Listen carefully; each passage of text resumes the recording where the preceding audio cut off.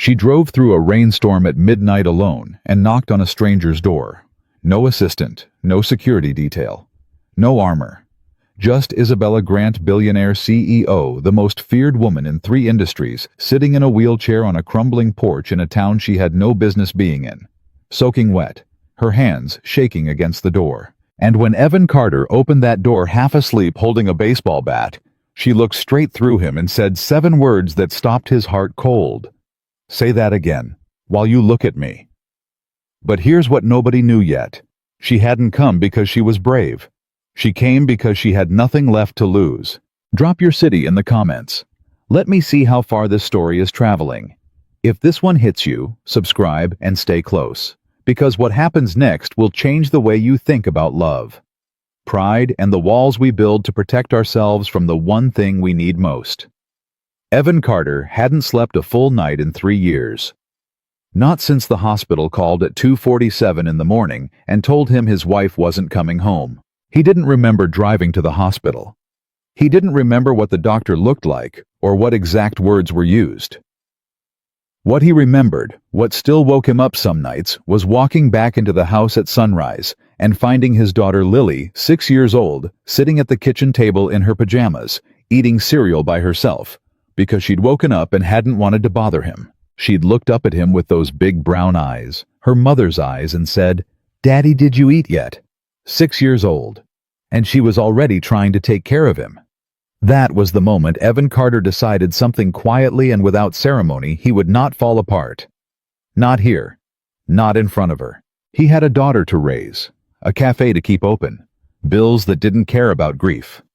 And so he folded his pain into the smallest possible shape, shoved it somewhere behind his sternum, and got to work. 3 years later, Maple Ridge knew Evan as the guy at the corner cafe. Steady, reliable, polite but not warm. Not the way he used to be, people said. He showed up at school events. He made Lily's lunch every morning.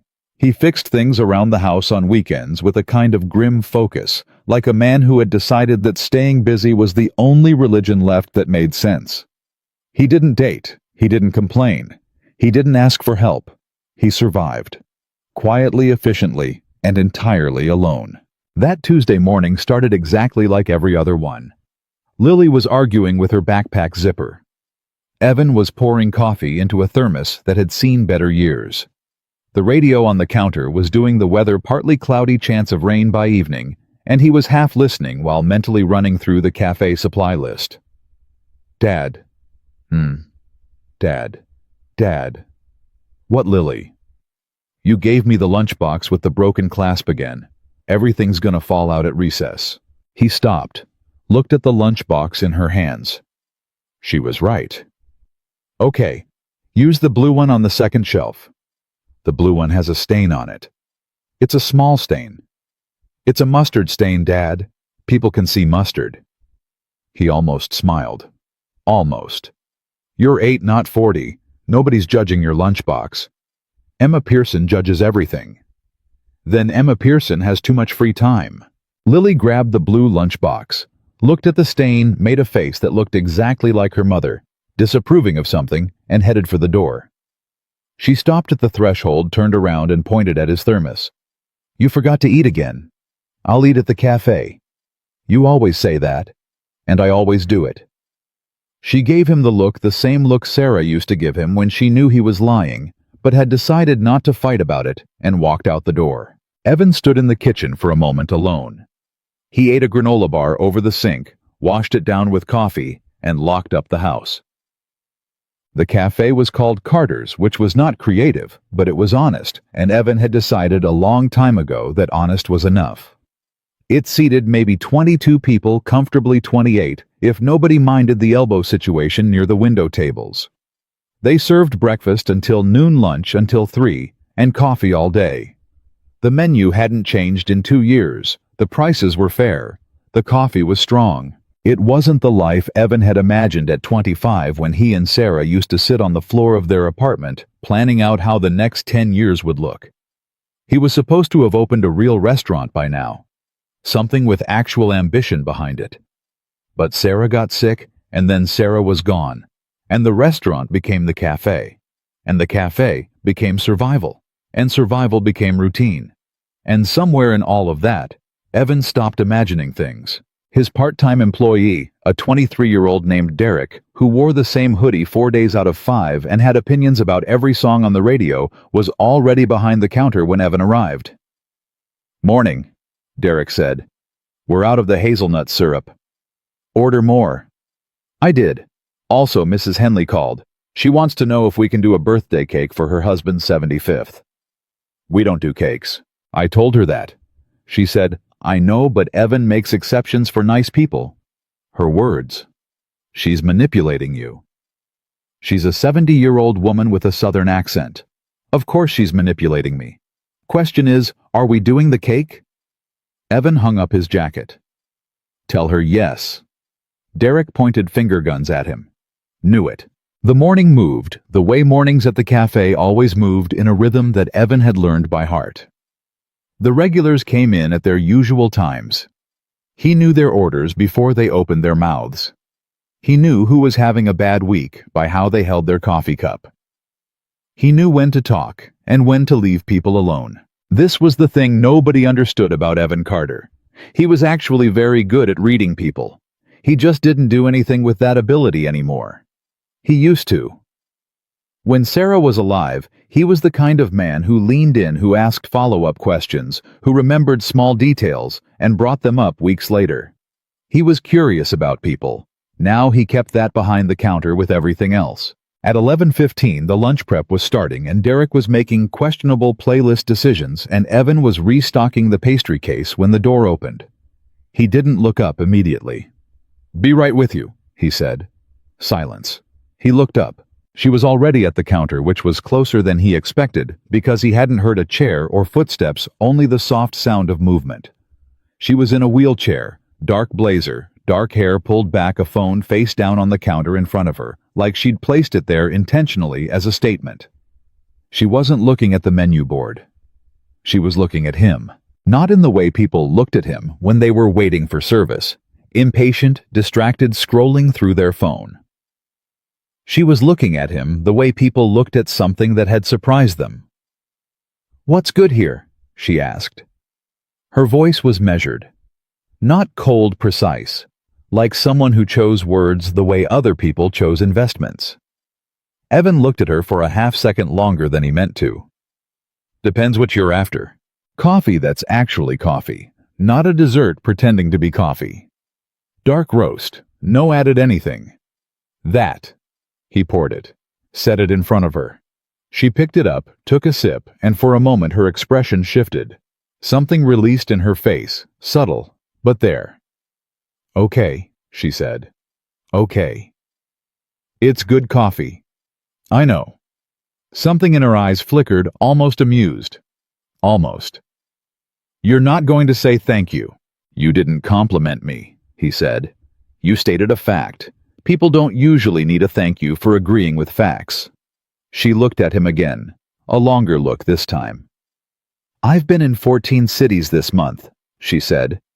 "That's the first coffee that's tasted like something." "Where are you from?" "Everywhere lately." "That's not an answer." "No," she agreed. "It isn't." She didn't explain further. He didn't push. She drank her coffee. He went back to the pastry case. And somehow, in the way these things sometimes happen, the silence between them was not uncomfortable. When she left, she didn't leave a name. She left a $20 bill for a $3 coffee and walked wheeled out without waiting for change. Evan stood behind the counter and looked at the 20 for a moment. "Who was that?" Derek asked from across the kitchen. "No idea," Evan said, but he noticed for the first time in a long time that he was curious. She came back Thursday. Same time, same order. Same phone face down on the counter. This time Lily was there. Evan had picked her up early from school.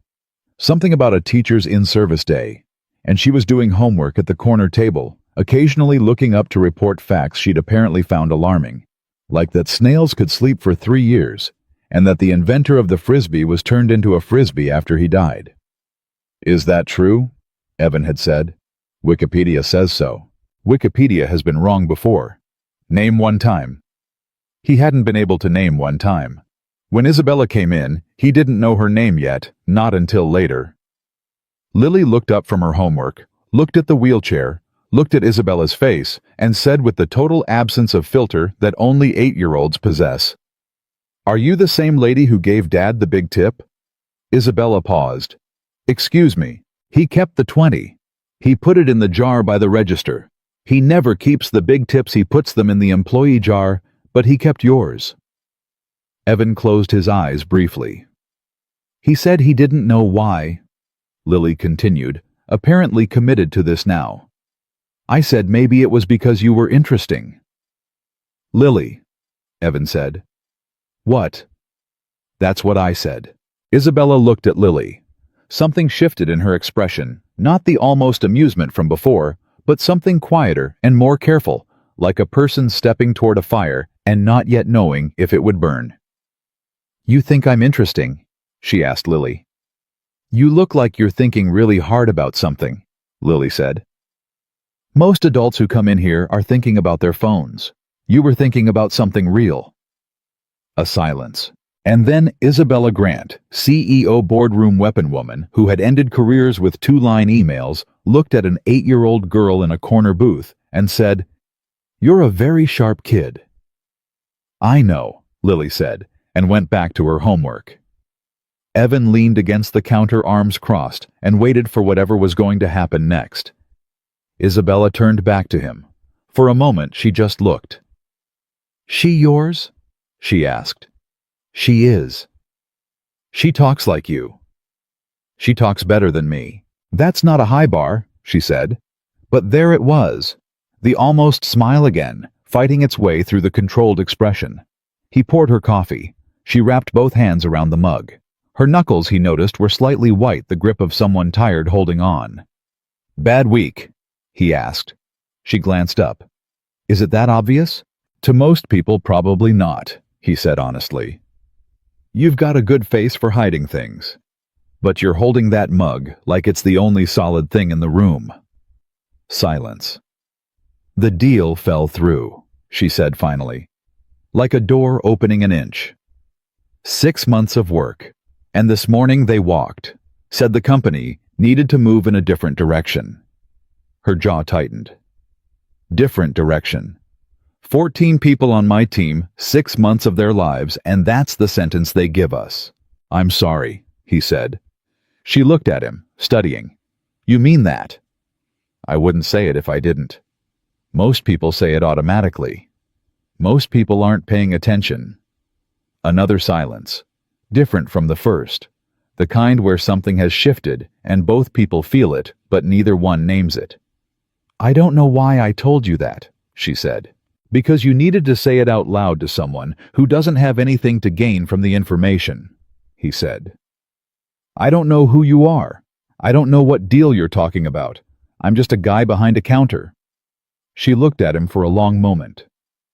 "Isabella Grant," she said.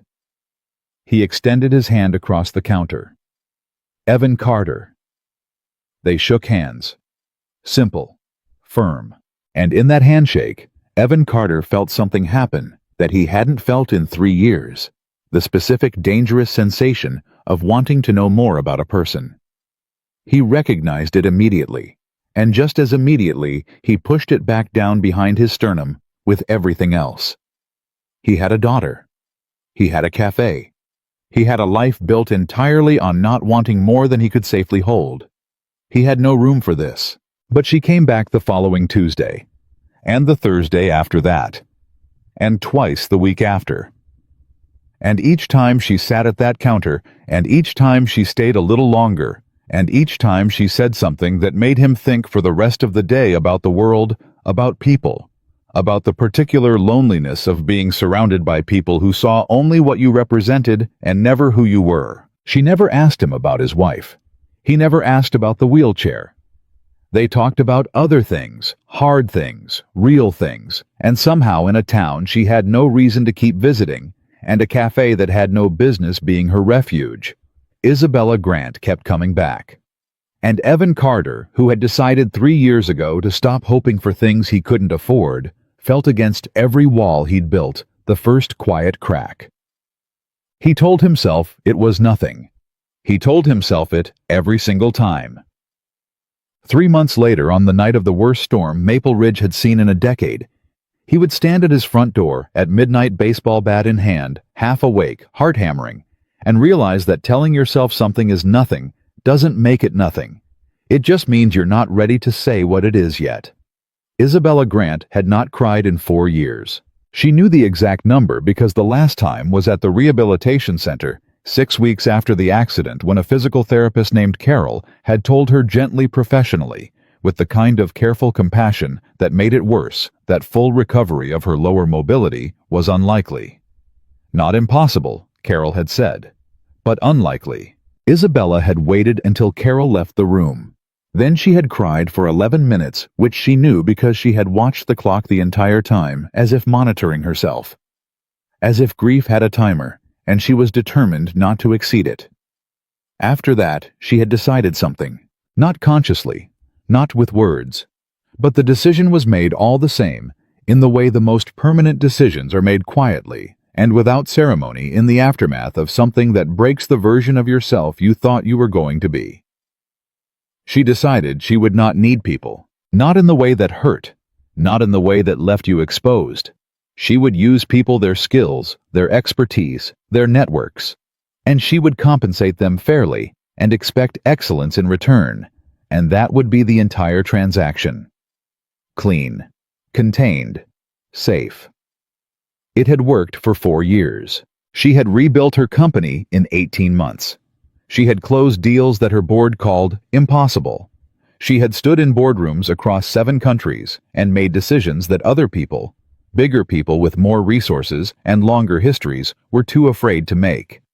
And every time someone tried to find a crack in Isabella Grant, through media, through competition, through the particular cruelty of people who saw a wheelchair and decided it was an opening, she had simply looked at them and waited. She was very good at waiting, at stillness, at the kind of quiet that unsettled people because they expected noise and got silence instead. But Maple Ridge was doing something to her that she hadn't predicted and couldn't fully explain. It started with the coffee. That was what she told herself. The coffee was genuinely good, and she had a long drive back to the city after a collapsed deal, and she needed something real before she could face the highway. That was why she'd stopped. That was all it was. Then she came back Thursday and told herself it was the route. Maple Ridge was more efficient than the highway when traffic backed up near the interchange. By the 4th visit, she stopped explaining it to herself. She was Isabella Grant. She didn't owe herself an explanation, but she knew what it was. It was the way Evan Carter looked at her. Not the way most people looked at her, which was one of 3 ways without variation. Either they looked at her like a threat, calculating and careful the way you'd look at something that might bite. Or they looked at her like a curiosity, that particular combination of admiration and condescension that people offered famous women in wheelchairs as if her existence required both applause and sympathy. Or they looked straight past the wheelchair at the money and the power, which wasn't really looking at her at all. Evan looked at her like she was a person who had said something, and he was deciding whether he agreed. That was it. That was the whole thing. And somehow that simple, ordinary decency had cracked something open in her that 4 years of careful engineering had sealed shut. She did not appreciate it. She came back anyway. On the 5th visit, she arrived to find the cafe in a minor state of chaos. A large order had gone sideways, something about a catering delivery being the wrong size, and Derek was on the phone sounding increasingly less professional, and there was a tray of something on the counter that had clearly not survived whatever had happened to it, and Evan was in the middle of all of it, completely calm, making decisions in the rapid, unflappable way of someone who had managed chaos long enough that it no longer impressed him. He saw her come in, held up one finger 1 minute, and kept moving. She waited. She was not, as a rule, someone who waited. She waited 12 minutes. She watched him fix the order problem with 3 phone calls, redirect Derek towards something more suited to his current emotional state, salvage what could be salvaged from the tray, and then wash his hands at the small sink behind the counter, dry them on a towel, and turn to face her, as if no time had passed at all. "Dark roast," he said. "No added anything." "You remembered." "I remember everyone's order." That's not as flattering as you meant it to be. It wasn't meant to be flattering, he said. It's just true. She almost smiled. She'd been doing that more, almost smiling, the expression stopping just short of landing like a plane that circles but doesn't commit to the runway. He poured the coffee, set it down. Rough morning? She asked. He looked at the wreckage of whatever the tray had held. Catering order. Wrong specifications, wrong time, extremely inconvenient. Fine now. You didn't seem rattled. Getting rattled doesn't fix anything. She looked at him. No, she said quietly. It doesn't. Something in the way she said it made him look up.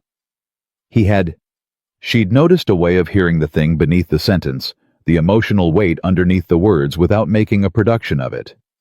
He didn't lean in with exaggerated concern. He just registered it the way you'd register a change in weather. You doing okay? He asked. I'm always okay. That's not what I asked. She looked down at her coffee, then back up. The board wants me to hand over the Singapore expansion to Marcus Hale. They think the optics of me traveling internationally are... She paused, choosing the word complicated. Complicated. That's the word they used. Diplomatically. Her voice was even. Flat in the way that things go flat when you're pressing down on something underneath. Evan leaned against the counter. He was quiet for a moment, not filling the silence, not rushing to reassure her, just present. What did you tell them? He asked. I told them I would consider it. And what did you actually decide? She looked at him. That Marcus Hale will not be running the Singapore expansion. Something shifted in his face, not approval exactly, more like recognition. Good. You don't even know if I'm right. No, he agreed. But you said it like someone who knows what they're talking about. So I'm willing to take the position. She wrapped her hands around the mug. You do that a lot. Do what? Take positions. Most people hedge. They say, well, there are two sides, or I'm sure they had their reasons. You just say what you think. Life's short, he said simply. Hedging takes up a lot of space. She was quiet for a moment. Then, how long have you been running this place? 3 years. Before this, a beat, just brief enough for her to notice.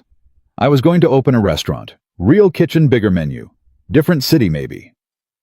What happened? He picked up a cloth and wiped down the already clean counter, the movement of someone who needed something to do with their hands. Life went a different direction, he said. She heard it. The same evasion she realized that she used when people asked about the accident. The answer that was technically true and said absolutely nothing. She didn't push. Because she knew what it was to have a thing that you didn't explain to near strangers, no matter how strangely comfortable they felt. Fair enough, she said.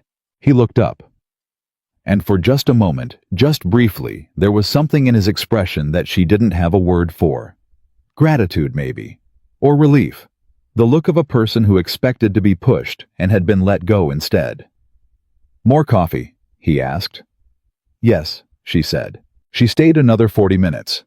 They talked about a book she'd read on the flight from Denver. He'd read it 2 years ago, had an opinion about the ending that she disagreed with sharply and at length. And Lily called at one point because she'd forgotten her permission slip for a field trip, and Evan handled it in 3 calm sentences and a promise to drop it at school before noon, and Isabella watched him and felt something she couldn't immediately name. She named it on the highway home 2 hours later, going 70 in the middle lane.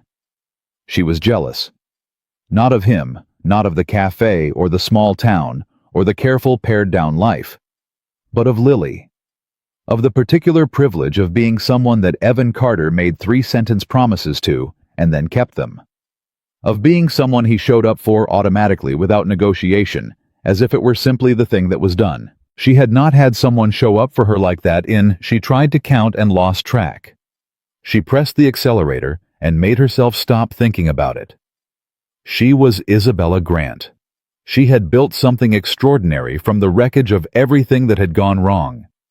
She did not need someone to show up. She handled things herself, and she was very good at it, and that was enough. It was enough. She came back the following week, and the week after, and somewhere in the 5th or 6th week, without either of them announcing it, the visits stopped being about coffee.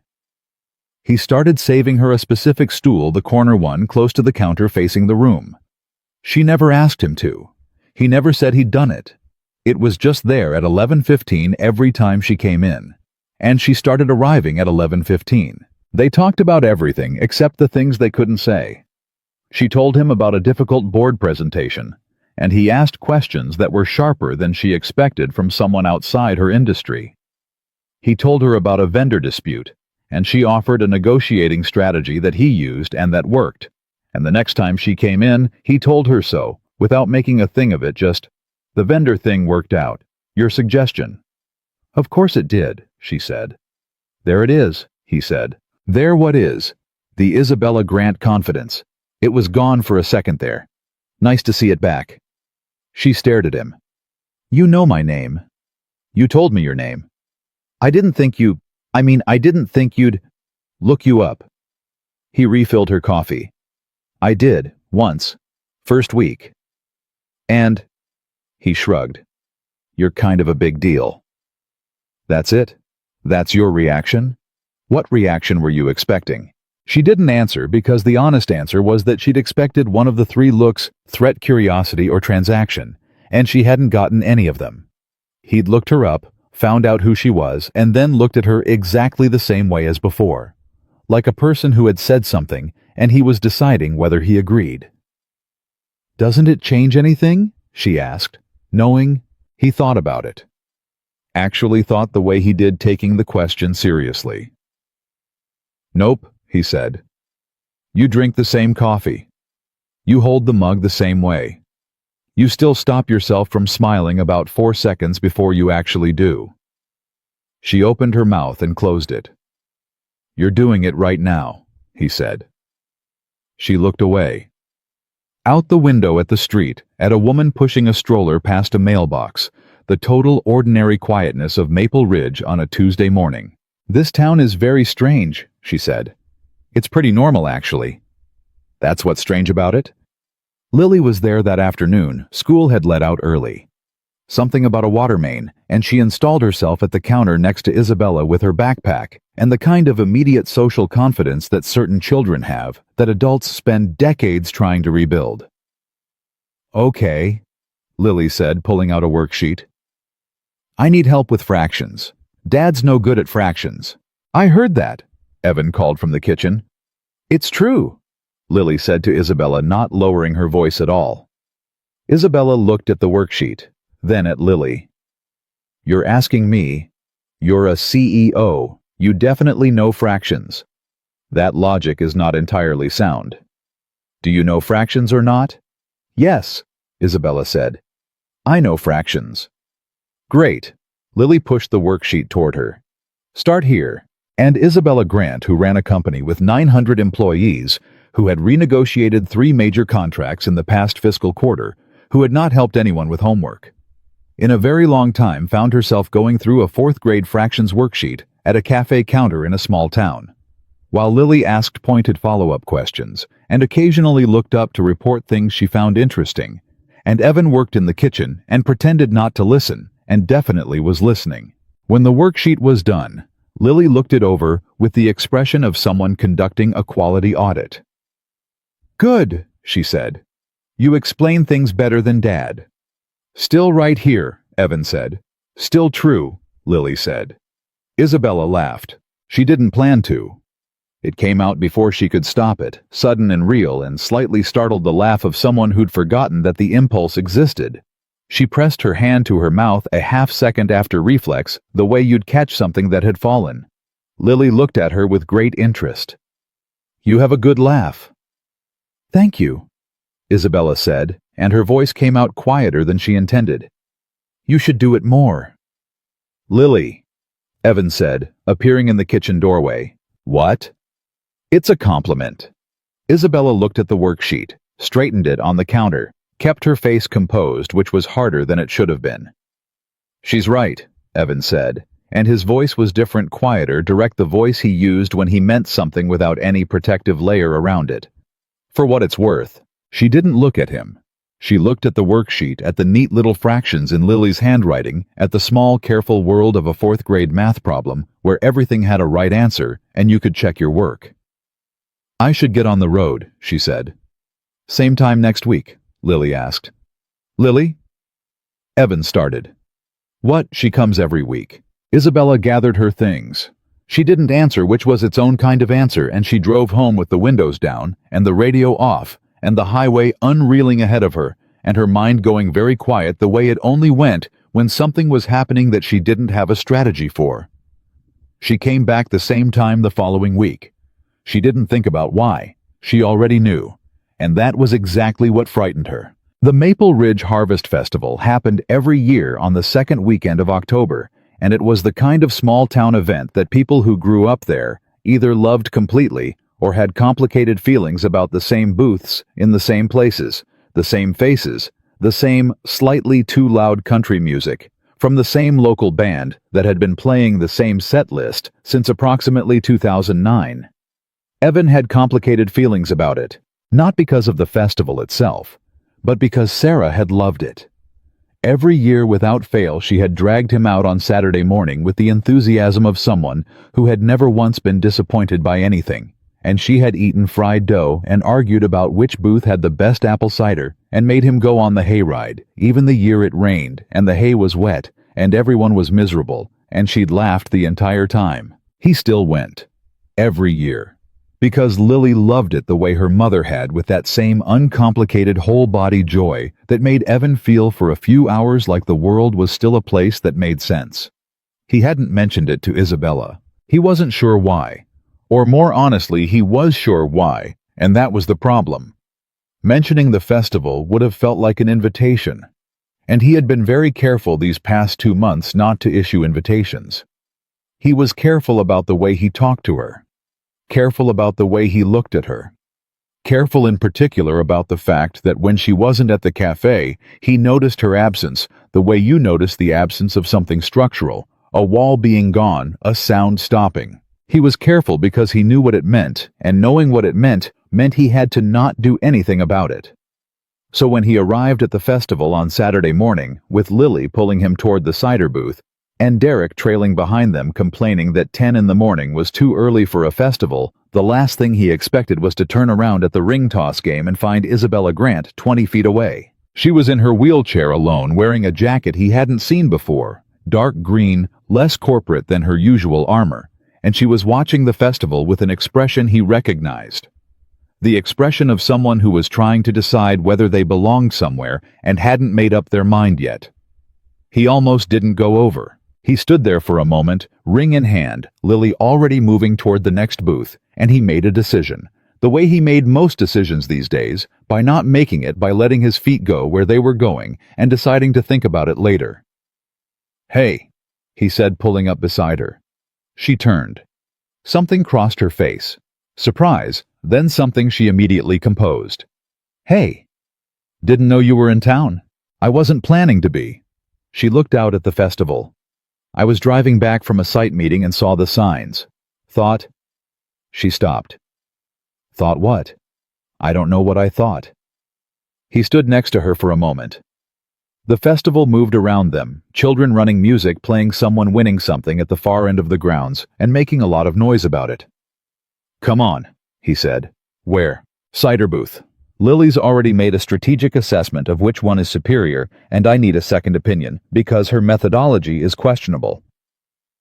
Isabella looked at him. Her methodology? She ranked them by cup size, not flavor. I have concerns. The almost smile arrived faster than usual. "Lead the way." He did. What happened next was ordinary. In the specific way that ordinary becomes something else when you're not expecting it.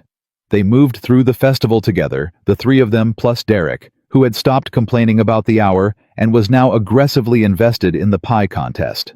Lily narrated everything as was her custom, providing commentary on each booth with the authoritative energy of a very small journalist. Isabella listened, asked follow-up questions, got drawn into a spirited disagreement with Lily about the relative merits of caramel apples versus regular apples with caramel on the side, a distinction Lily felt was crucial, and Isabella found philosophically interesting. The caramel-to-apple ratio is better on the side, Isabella said. You have more control. But the caramel doesn't stick the same way, Lily argued. It's a completely different experience. You're 8. How strong is your caramel opinion? Very strong, Lily said. I've done research. She has, Evan confirmed. It's concerning. Isabella laughed, not the startled, almost suppressed laugh from before, but something easier, more open, the laugh of someone momentarily forgetting to be guarded.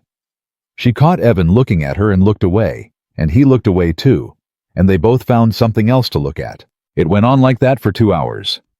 Easy and careful at the same time, which was its own kind of tension. The tension of two people circling something without naming it, maintaining a specific distance, while somehow always ending up within arm's reach. Then Evan's sister showed up. Claire Carter was 38, a teacher at the middle school, and the kind of person who said exactly what she was thinking at all times, which Evan had found both invaluable and deeply inconvenient his entire life. She appeared at his elbow with a paper cup of cider and the expression of someone who had already noticed everything and was composing her opinions. "Brother," she said. "Claire. And this must be—" She looked at Isabella with the focused curiosity of someone who had been briefed but was conducting their own assessment. "Isabella Grant." Isabella said, extending her hand with the kind of immediate practice steadiness she used in boardrooms. "Claire Carter. I've heard about you." She shook the hand, looked at Evan, looked back at Isabella, made no attempt to be subtle about the assessment. Almost exclusively from Lily, to be clear. Evan doesn't talk about much. "I talk," Evan said. "You report. There's a difference." Claire turned fully toward Isabella. "She says you helped her with fractions." "She did most of the work." "She says you explained it better than Evan." "I'm still here," Evan said. "Still true," Isabella said. He looked at her. She was already looking somewhere else, but the corner of her mouth was doing the thing it did. Claire, who missed nothing, took this in. She did not say anything about it, which was unusual, and therefore somehow worse. The four of them moved together toward the far end of the festival. Claire talked to Isabella about the town, about the school, about a road project that had been annoying everyone for 3 months. Isabella asked questions that were genuinely interested, not the polite questions of someone performing engagement, but the real questions of someone who was curious. Claire, who could always tell the difference, warmed up visibly, and Evan watched all of this and felt something loosening in his chest that he did not want to examine. At some point, Lily grabbed Claire's hand to go see the animal display. There were chickens this year, which Lily had strong feelings about, and Derek had gone missing in the direction of the pie contest, and it was just Evan and Isabella standing near the edge of the festival grounds, where it was quieter, the noise of the crowd behind them. "Your sister is terrifying," Isabella said. "She'd take that as the compliment." "It was meant as one." She paused. "She loves you." "Yeah. You don't say that like it's easy." He looked at the ground. "She was—" He stopped. Started again. "When Sarah died, Claire was the one who stayed. For weeks. She slept on our couch, took Lily to school, kept the cafe running. I didn't ask her to. She just did it." Isabella was quiet. "That's the kind of thing that's hard to look at directly sometimes," he said. "How much someone gave you and how little you were able to say about it. Have you ever told her? She knows." "That's not what I asked." He glanced at her. She was looking at the festival, at the lights strung between the posts, at the families, at the specific American small-town tableau of it. Her profile was calm in the way she was always calm, but he was learning by now to see underneath that. "No," he said. "I haven't told her." "You should." "Maybe." "Evan." "I know." A silence. Different from the others, weighted with something personal on both sides. "I haven't been easy to know," she said suddenly.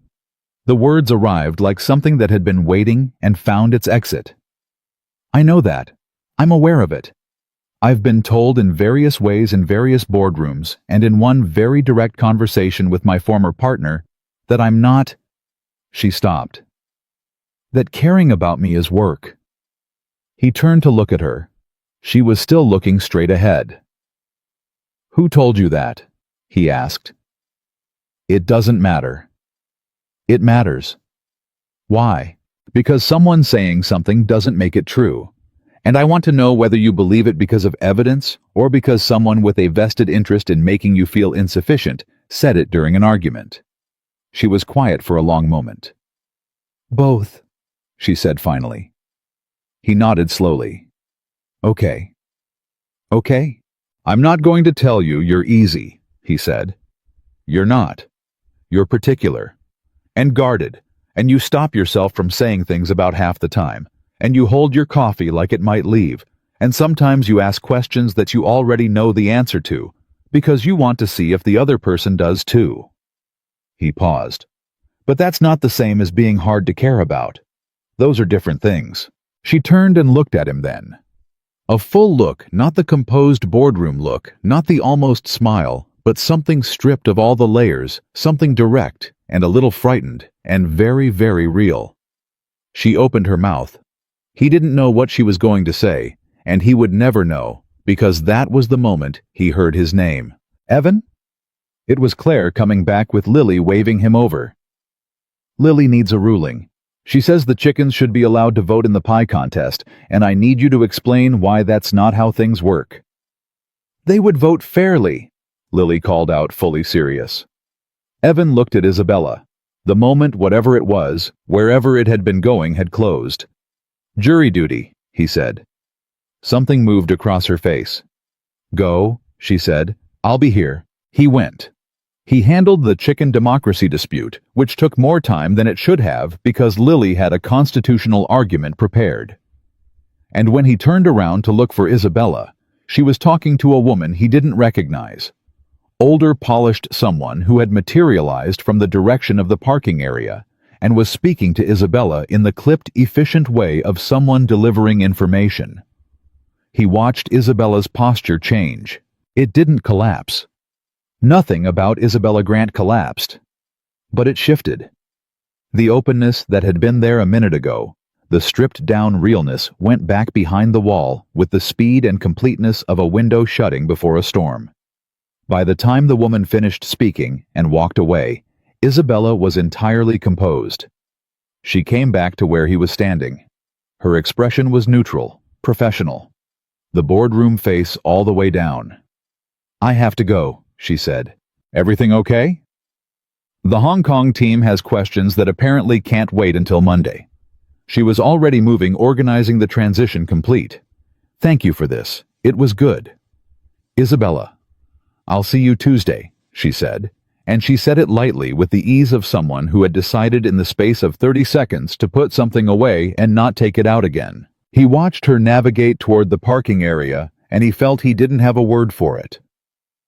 Loss, maybe, but not exactly. The feeling of a door that had almost opened. He told himself it was fine. He told himself that on Sunday, when he fixed the gutter on the back of the house and the festival music was still faintly audible from across town. He told himself it on Monday morning, when he set out 2 coffee mugs out of habit and put one away again. He told himself it was fine, and it didn't mean anything, and he was a man with a daughter and a small cafe and a life built carefully around not wanting things he couldn't hold. But Tuesday came, and she didn't. He waited until noon, then until 2. He told himself she was busy. The Hong Kong call. Monday had probably run long. There were reasonable explanations. Wednesday nothing. Thursday nothing. He asked Derek casually if anyone had been in around 11:15, and Derek said no, and gave him a look that suggested Derek understood exactly what was being asked and by whom and why, and Evan did not dignify this with a response. Friday the corner stool sat empty at 11:15. He told himself it was fine. He went home, made dinner. Listened to Lily tell him about a disagreement at school that was by her account a significant diplomatic incident. Did the dishes. Checked the supply order. Sat on the couch with the television on and watched it without seeing it. His phone was on the coffee table. He did not have her number. He had never asked for her number, because asking for her number would have been the kind of thing you did when you had decided you were doing something, and he had decided he wasn't doing anything, and now he was sitting on his couch on a Friday night, looking at a phone that had nothing from her because he had made a decision that had seemed very reasonable 3 months ago, and now felt like the specific, personal kind of stupid.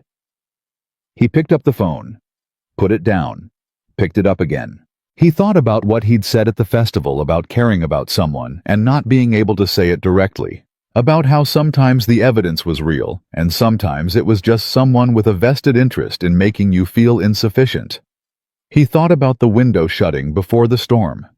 He thought about the way she'd said, "I'll see you Tuesday," lightly, easily, like it cost her nothing, and the thing he'd seen in her face half a second before when it had clearly cost something. He put the phone down. He went to bed.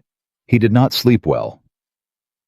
And in her high-rise office 2 hours away, Isabella Grant sat at her desk at 11 at night with 3 screens open and a report she had read 4 times without retaining a word, and told herself the exact same thing Evan was telling himself.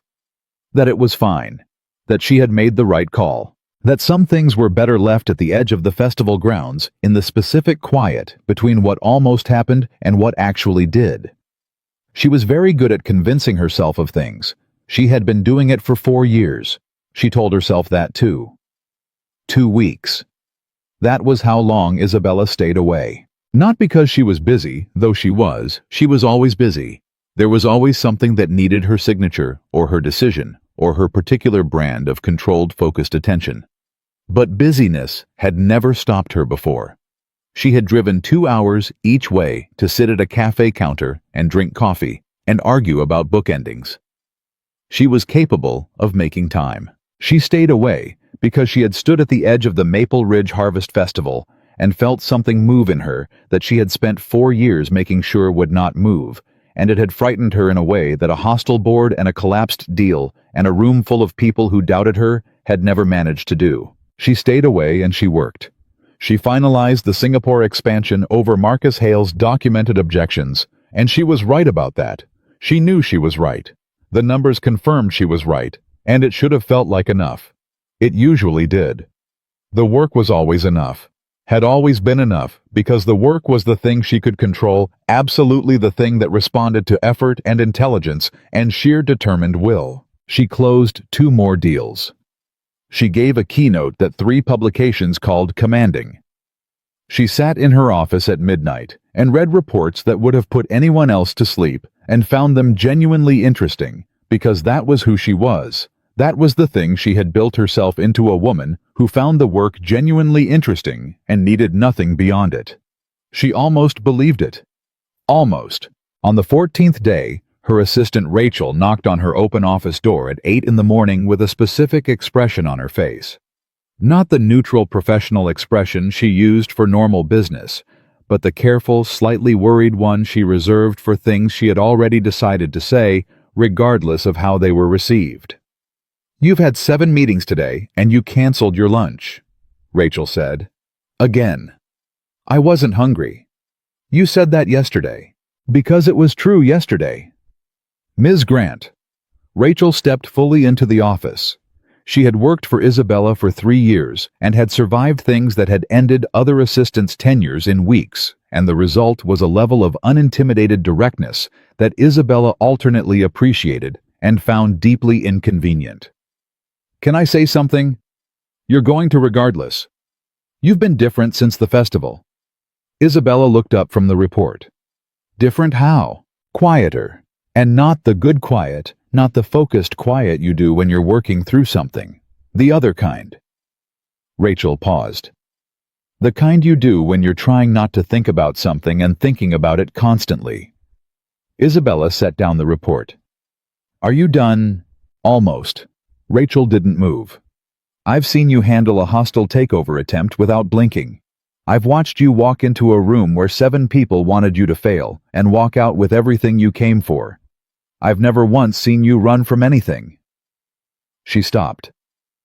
"Until now." The office was quiet. "That's a significant overreach," Isabella said. "I know," Rachel said. You're still not going to fire me. I'm aware. Isabella looked out the window, then back at Rachel. Set up the conference call with the Oslo team for 3 o'clock, and get me the revised projections from Singapore. Rachel nodded. She turned to leave. At the door, she stopped. He called, she said. Once, 4 days ago. He didn't leave a message. I only know because I saw the number on the call log. Isabella went very still. I didn't mention it because I wasn't sure. Rachel stopped. I'm mentioning it now because I think you should know. She left. Isabella sat in her chair for a long time. He had called. 4 days ago. He had found her number. She didn't know how Claire probably, or the cafe listing, or just the basic internet search that anyone could do, and he had called and not left a message because that was Evan Carter, who said what he meant, and no more, who didn't hedge and didn't perform, and not leaving a message was its own kind of message. He had called. She picked up her phone, put it down, picked it up again. She thought about the festival, about the way he had looked at her when she'd said that caring about her was work. Not the look she expected, pity or dismissal, or the careful neutrality of someone recalibrating, but something direct and a little fierce, the look of someone who had heard something wrong and was correcting it. Those are different things. She put the phone face down on her desk. She had a 3 o'clock call with Oslo. She went back to the report. She read the same paragraph 4 times. On the 15th day, she drove to Maple Ridge. She told herself she was passing through. She told herself it was the route. She pulled into the cafe parking lot at 11:25 minutes past her usual time, and she sat in the car for a full minute before she went in, which was not something Isabella Grant did. She did not sit in parking lots preparing herself for things. She walked into rooms. That was what she did. She went in. Evan looked up from behind the counter.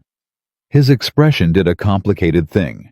Surprise, then something guarded, then something that was trying to be neutral and wasn't entirely succeeding. "Hey," he said. "Hey." Derek, who was wiping down a table nearby, looked between them, assessed the situation with the accuracy of someone who had been watching this develop for 2 months and said, "I'm going to check the thing in the back," and disappeared. Evan poured her coffee without asking, set it in front of her. She wrapped her hands around it. The corner stool was there exactly where it always was. "I got your call," she said. "I didn't leave a message." "I know." She looked at the coffee. "I'm sorry I should have." She stopped, started again. "I don't do this well." "Do what?" "This." She gestured between them, which was not a thing she had ever done before, the vague, frustrated gesture of someone who can't find the word. "Whatever this is." He leaned against the counter, arms crossed, watching her with that steady, unhurried attention that she had never gotten used to. 2 weeks, he said. Not accusatory, just a fact. "I know. You were here every week for 2 months, then the festival, and then nothing." "I know." "Did I do something?" "No." The word came out fast and certain. "No, you didn't do anything wrong." "Then what happened?" She looked up at him. Her hands were tight around the mug. "I got scared," she said. And saying it out loud it was the hardest sentence she had said in a very long time. Because Isabella Grant did not say "I got scared," not to boards, not to partners, not to the physical therapist named Carol, who told her unlikely and watched her cry for 11 minutes. The words sat between them. Evan uncrossed his arms. He moved to the counter closer, and he put both hands flat on the surface and looked at her directly. "Of what? Of—" She stopped. "Of needing something I can't guarantee." She looked down. "I am very good at things I can control. I know how to work. I know how to build things. I know how to walk into a room and make it go the way I need it to go." She turned the mug in her hands. "I don't know how to do this. And I don't know how to want something this much and not know the outcome. And I have spent 4 years making sure I would never be in a position where that was—" She stopped. The cafe was very quiet. "Where that was what?" he asked. His voice was low. Not soft, exactly, careful. The way you speak when something is fragile and you know it. Where losing it would mean something, she said. Silence. He looked at her for a long moment, long enough that she felt it the full weight of being seen, which was different from being watched, and which was the thing she had been running from, and coming back to, and running from again for 2 months. Isabella, he said, don't. She shook her head. Don't say something kind right now. I can't. She pressed her lips together. I need a minute. Take your time. She took a breath. Another. She looked at the counter, at his hands still flat on the surface, at the small ordinary fact of a man who had just heard her say something terrifying, and was still standing there. My ex-partner, she said finally. The one who said caring about me was work. His name was Daniel. We were together for 2 years, after the accident. She said it steadily, the way you read something in a deposition, just the facts, just the sequence. I thought I believed he was one of the people who actually saw me, not the CEO, me. She paused. The night he left, he said that being with me was exhausting, that I never needed him for anything, that he felt like a fixture, something in the room that I could have lived without. She looked up. And the terrible part is that I understood what he meant. Not because it was true, but because I had never once shown him that it wasn't. Evan said nothing. He just listened. I had decided not to need people, she said. After the accident. After the rehab. After every room I walked into where I could feel them calculating what she can't do, what she needs, whether she's still the same person. I decided the only way to win that was to never need anything. From anyone. She paused. And I know what that is. I know it's not sustainable. I know it's not. She stopped. Healthy is the word my therapist uses. You have a therapist. I have had several therapists. I am currently between therapists, which my previous therapist said was a choice that reflected avoidant attachment patterns, and which I maintain is simply a scheduling issue. Something moved in Evan's face. Not quite a smile, but the territory adjacent to one. Anyway, she said. The point is, I know what I do. I know I shut things down when they get close. I know I left the festival because I almost said something I wasn't ready to say, and the window closed, and it was easier to leave than to open it again. She looked at him. And I know that I stayed away for 2 weeks because I was trying to convince myself that this, again the gesture helpless and very unlike her, was manageable. That I could just stop. Come less often. Let it go quiet. And, he said. And I'm here at 11:20 on a Wednesday, she said.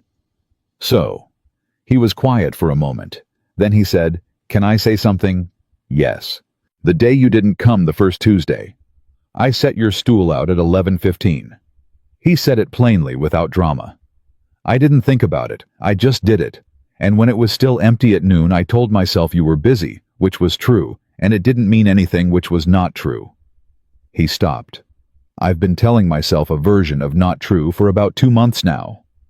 She looked at him. I don't have... He paused, choosing the words with the deliberateness she had come to recognize as Evan Carter working through something honest. I don't have a lot to offer. I have a cafe and a daughter and a life that looks very small compared to yours, and I know that. I know the difference in what we're working with. I'm not an idiot. Evan, I'm not done. He looked at her steadily. But I also know that I have been standing behind this counter for 2 months, and the best part of every week has been when you walked through that door. And I tried really hard not to know that, and I know it anyway. He paused. So. The word landed the same way hers had. A full stop. A complete sentence. She opened her mouth and closed it. Her eyes were very bright, which was not something that happened to Isabella Grant in public or in private or anywhere, except once in a rehabilitation center with a woman named Carol, and the clock she had watched for 11 minutes. I'm moving to Singapore, she said. The expansion, I'm going to run it in person for the first 6 months. I leave in 3 weeks. She watched his face, watched something register and settle. Okay, he said. Evan, I heard you. I'm not telling you to. I'm not trying to. She stopped, started again. I don't know what I'm doing. I came here today and I don't have a plan, that is not how I operate. I always have a plan. I walked in here with no plan, and I just said more true things to you in the last 10 minutes than I have said to anyone in 4 years, and I leave for Singapore in 3 weeks, and I genuinely do not know what I'm doing. He looked at her for a long moment. That's the most honest thing you've ever said to me, he said quietly. I know. She pressed her hand flat on the counter next to his. Not touching, close. I know. The door opened behind her. A family came in, kids' noise, the immediate redistribution of attention that a small cafe requires. Evan straightened. The moment shifted, made room. Stay, he said. Have lunch. Derek makes a decent sandwich when he's paying attention. She looked at him. At the ordinariness of it, the offer, the cafe, the family settling into a booth, Derek reappearing from the back, looking carefully nonchalant. Okay, she said. She stayed 2 hours. They didn't talk about Singapore again. They talked about other things, real things, the way they always did. And Lily called at one point, and Evan put it on speaker, because Lily had a question she said was urgent, which was whether clouds had feelings, and Isabella said she thought clouds were too decentralized for individual feelings, but that collective weather patterns might qualify as a mood, and Lily said that was the best answer she'd ever heard. And Evan looked at Isabella across the counter with an expression she had to look away from, because it was too much and not enough at the same time. She left at 2 o'clock. At the door, she stopped, turned. I'll come back before Singapore, she said. I know you will, he said. And the certainty in his voice, simple, unperforming, just true, followed her all the way to the car and onto the highway and back to her office, where she sat for a long time, doing nothing at all. 3 weeks was not a long time. She had closed deals in less, built things in less, remade herself entirely in less. But standing in her office that evening, looking at the city she had conquered, and the view she had earned, and the life she had constructed from discipline and will, and the decision not to need people standing in the middle of all of it, she felt for the first time in 4 years that she had the wrong map. That she had been navigating very efficiently toward the wrong place. She did not know what to do with that. She went back to work, but that night for the first time in 2 weeks, she slept without the television on. 3 weeks moved the way time moves when you are both dreading something and needing it to arrive too fast and too slow at the same time each day, feeling both urgent and somehow not quite real. Evan counted them without meaning to. He didn't mark anything down. He didn't say it out loud. But he knew on a Tuesday that she didn't come, that there were 16 days left. He knew on Friday, restocking the pastry case, that there were 13. He knew on the Sunday he fixed the broken step on the back porch, and the autumn air was cold enough to see his breath, that there were 10. He knew, and he did not do anything with the knowing, because there was nothing to do. She was going to Singapore. She had told him plainly, the way she told him everything directly, without softening, respecting him enough not to wrap it in language that made it easier.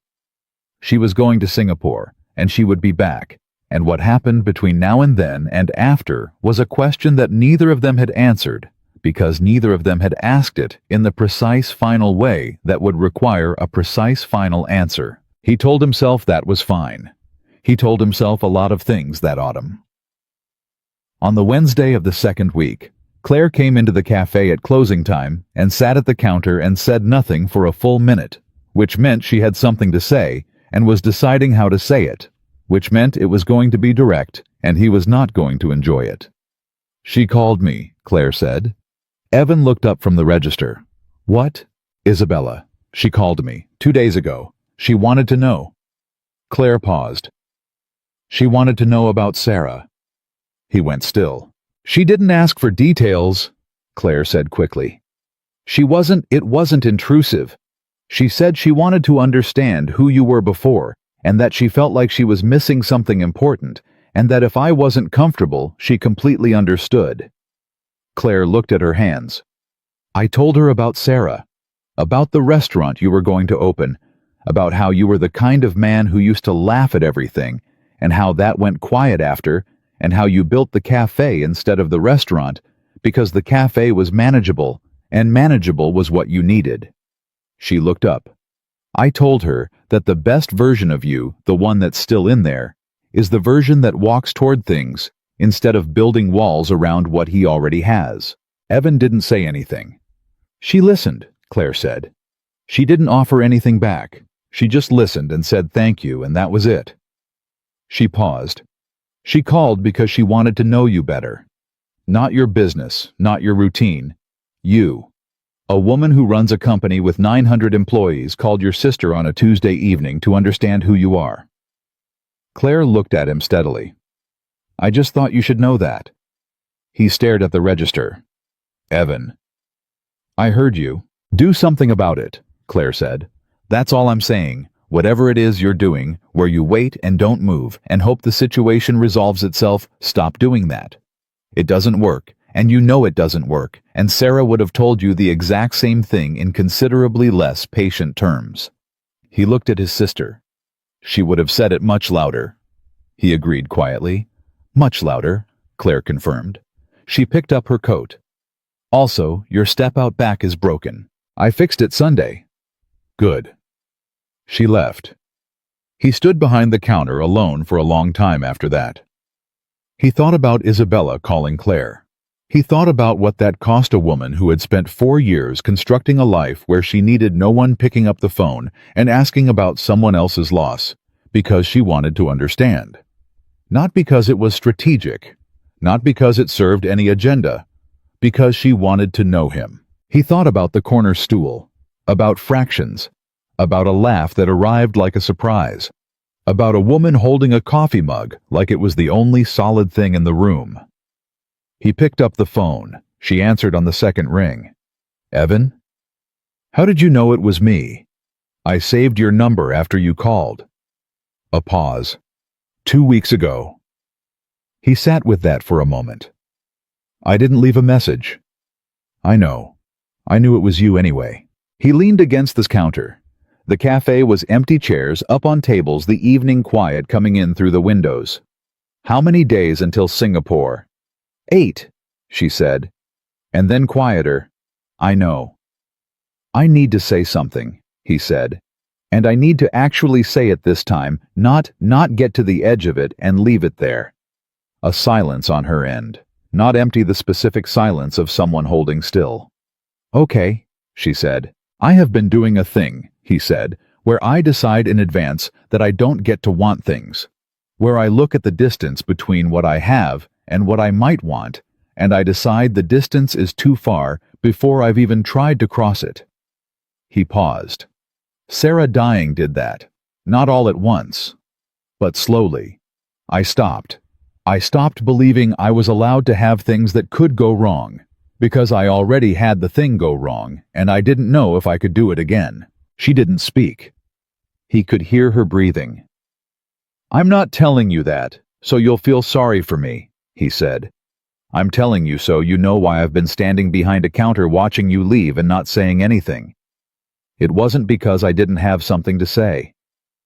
Evan, I love you, he said. He said it the way he said most things, plainly, without performance, the way you'd state a fact you'd known for a while and were finally saying out loud. Not carefully, not after rehearsal, just directly into the phone on a Wednesday evening in an empty cafe in Maple Ridge. The silence on the other end lasted long enough that he heard the rain start outside. Her voice came out different, stripped of the precision, the control, all of it. I need... She stopped, started again. I heard you, she said. Okay. I need to, Evan, I need to see you. I need you to say that while you're looking at me. He stood up straight. Then come. Another silence. It's raining. I know. It's late. I know. Singapore is in 8 days. Isabella. He waited. Come. He heard movement on her end. Keys. Something shifting. And then she said quietly, and with the complete absence of her usual composed certainty. Okay. She hung up. He looked at the phone. Then he looked around the empty cafe, put his jacket on, and drove home. He told Lily, who was still awake at 9:30 on a school night reading under her covers with a flashlight because she was her mother's daughter, and certain rules had always been treated as suggestions that she needed to actually sleep. Is something happening? Lily asked, because she was 8 and perceptive in the specific way that children are perceptive when adults are not performing calm very convincingly. Maybe, he said. Go to sleep. Is it Isabella? He stood in her doorway. Go to sleep, Lily. That means yes. She clicked off the flashlight with great self-satisfaction. Okay, good. He went downstairs. He sat in the living room. He did not turn on the television. He listened to the rain and did not think about anything in particular and thought about everything. At 11:54, headlights swung across the window. He was at the door before she knocked. He opened it and she was there in her wheelchair, soaked the dark green jacket from the festival, dark with rain. No umbrella hair, wet the whole careful armor of Isabella Grant completely absent. No boardroom face, no composed expression, no controlled, measured distance. Just a woman in the rain at midnight looking at him like she had made a decision she was terrified of and had made it anyway. Say it again, she said. Her voice was not steady. While you're looking at me. He looked at her, directly. No hedging, no careful distance. I love you, he said. She pressed her lips together. Her eyes were very bright in the porch light, and she was not going to cry. She was clearly determined not to cry, and she cried anyway quietly, with the same contained surprise as the laugh at the festival, as if her own emotion had arrived faster than she could manage it. He stepped back. Come inside. I'm soaked. I noticed. Come inside. She came in. He got a towel from the linen closet and handed it to her without making a production of it, which she accepted without making a production of accepting it. And for a moment they were just in his living room at midnight, with the rain on the windows and the specific quiet of a house where a child was sleeping upstairs. She pressed the towel to her face, then lowered it. I have been in love with you, she said, since approximately the 3rd Tuesday. I have been trying very hard not to be, which I want noted for the record. Noted, he said. It has been exhausting, she said. Significantly more exhausting than running a company. I believe you. I left the festival because I was about to tell you and I panicked, she said.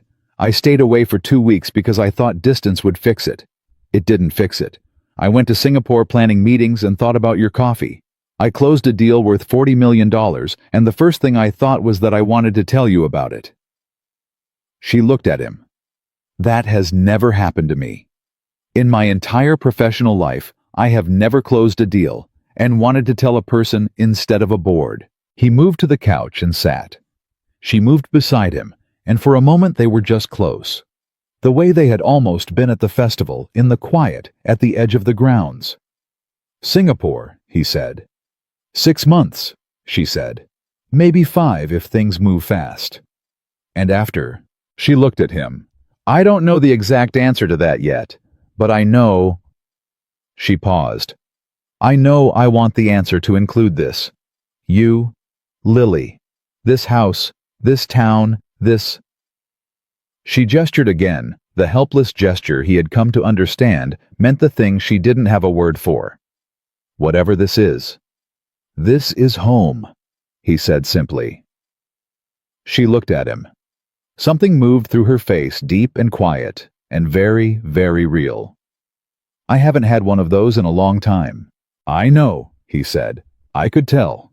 A silence, not empty, full.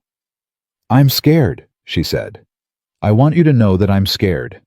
Not of you, never of you, but of needing this, of being someone who needs things. It doesn't. She exhaled. It doesn't fit the version of myself I built after the accident. What version did you build? He asked. Invincible, she said. The word came out flat and honest.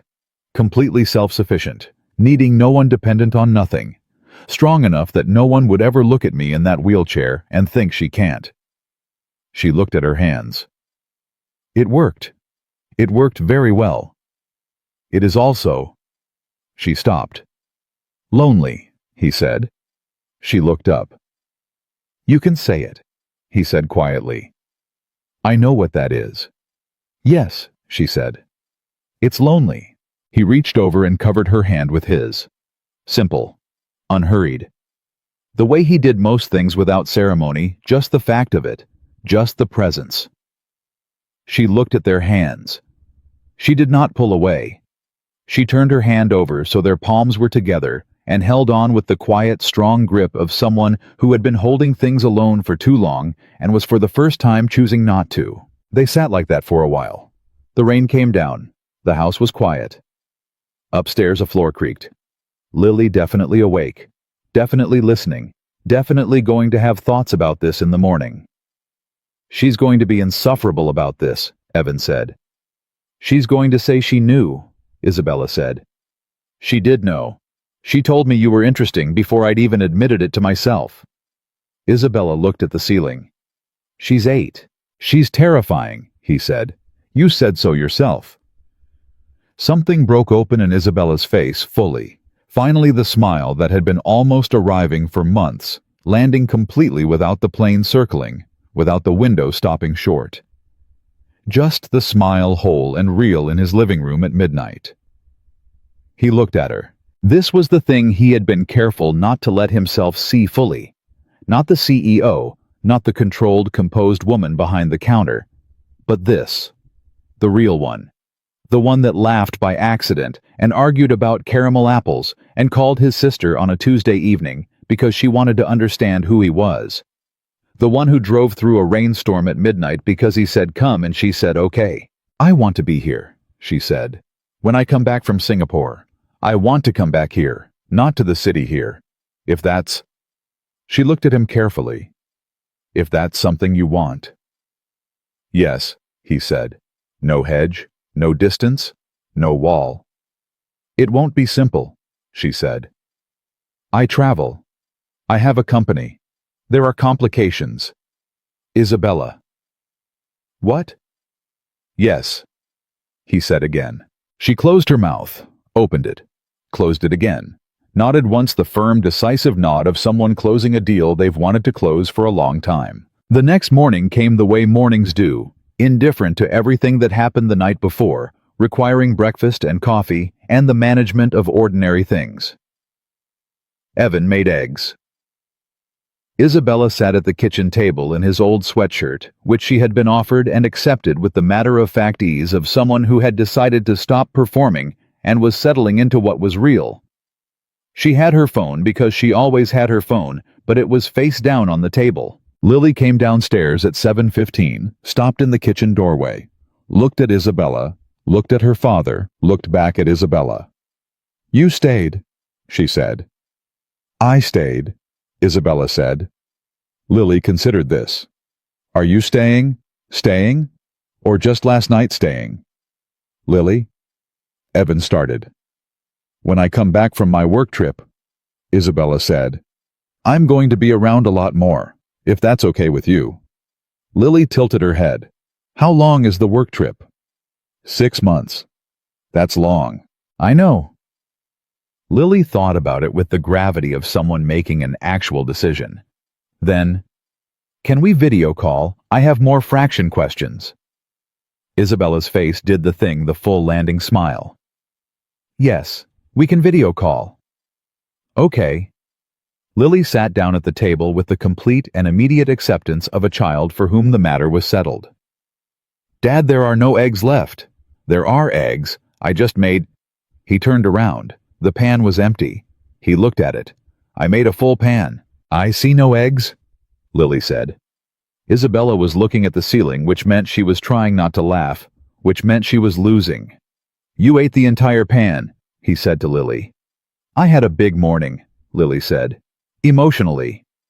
Isabella laughed fully, completely, with her whole face, the sound of it filling the kitchen, the way sound fills a space that has been quiet for too long and is finally ready for something real. Evan looked at her. At his daughter helping herself to the last of the orange juice with great composure.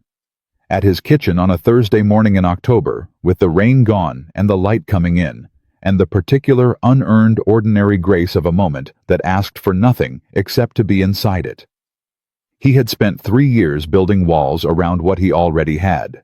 He had spent 3 years surviving instead of living, protecting instead of reaching, managing the grief, instead of letting the grief become something else. Scar tissue maybe, or the specific wisdom of a person who knows what loss costs and chooses to love anyway, not despite that knowledge, but because of it. He was done surviving. Isabella stayed for breakfast. She left at 9:30 to drive back to the city to the final week of Singapore preparation to the life she had built, and was about to carry 6,000 miles away temporarily. She stopped at the door and turned and looked at him the way she had at midnight, without armor, without distance, just real. 6 months, she said. 6 months, he said. She nodded, and she left.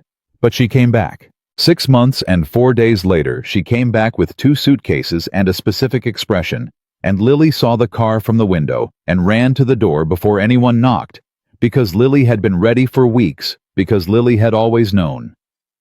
And this time Isabella stayed, not because she had nowhere else to go, not because the alternatives had failed, but because she had chosen it, this town, this man, this kitchen, this life, the way you choose the things that make you real, deliberately, fully, with both hands open. 2 broken people did not become unbroken. They did not erase what they had lost, or unfeel what they had carried, or pretend that the years of careful necessary survival had not carved them into the shapes they were. But they chose each other anyway. And choosing not falling, not drifting, not ending up somewhere by accident, choosing each other with full knowledge of the cost and the complication and the beautiful, terrifying uncertainty of needing someone the way you need air. That was enough. That was more than enough. That was everything.